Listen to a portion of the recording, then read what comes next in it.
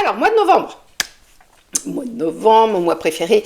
Mois de novembre, on est sur le 11. Alors, le 11, en fait, il a en numérologie un peu deux connotations. C'est-à-dire que c'est le mois de la dissonance, c'est-à-dire c'est là où ça grince, hein, ça grince des dents, les rouages, on les entend, il manque de l'huile, et la renaissance. La renaissance qui va être vraiment reliée à cette énergie de scorpion, puisqu'on va être quand même majoritairement sur le scorpion.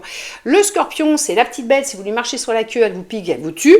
Donc c'est ce passage de la matière, du coup, à l'âme, à la renaissance subtile, mais qui n'est ni plus ni moins que la véritable naissance, si du coup on adhère au concept que l'âme en s'incarnant vient vivre, on va dire, une vie un petit peu compliquée, des emmerdements, et qu'en fait compte, c'est un peu la terre, le purgatoire et toutes ces choses-là, et que le fait de mourir est la délivrance, donc la renaissance à l'état même d'âme toute seule, en fait compte, sans son véhicule, sans son corps terrestre.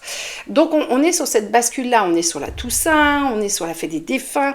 Au 2 novembre, le voile est super fin. On peut communiquer avec ces défunts, ils sont là, ils sont juste là. Donc, on n'a pas besoin d'être médium pour y arriver. On peut tout à fait, avoir des signes et des choses comme ça. Donc, on est sur cette énergie de renaissance et de dissonance. Mais pour arriver à renaître, il faut que ça coince quelque part. Si ça coince pas, on change pas, on renaît pas, justement. Il faut voir ce mois-là aussi comme un gros chien mouillé qui s'ébroue et qui, du coup, va virer toutes ces gouttes d'eau, tout ça, parce qu'en fait, c'est un peu ça. Il est un petit peu costaud quand même comme moi au niveau énergie parce qu'il va nous secouer. Hein. On a fait notre travail depuis le début de l'année, ça s'est équilibré, abondance, réussite, machin, on a fait les bilans, il y a des choses qui se sont manifestées. Et donc là, l'univers nous attrape par les épaules et nous soulève et nous secoue, en fait, pour, du coup, que ce qui est en trop tombe, parte, comme les gouttes du chien. Ce qui fait que sur ce mois-là, pour accompagner notre naissance, on peut être très étonné d'avoir des trucs qui dégagent de nos vies, en fait compte, soit sur le plan humain, on ne sait pas pourquoi, un tel, on n'entend plus parler, on s'engueulait avec, c'est fini, au revoir.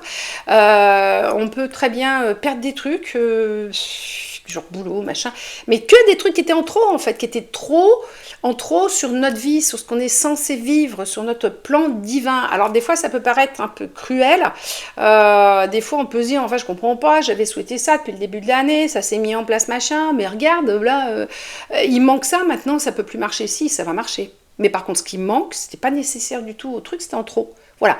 Et au bout d'un moment donné, ça aurait plombé le projet. Voilà.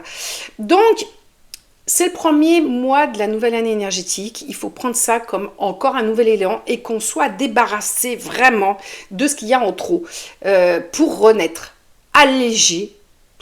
Voilà. Hop.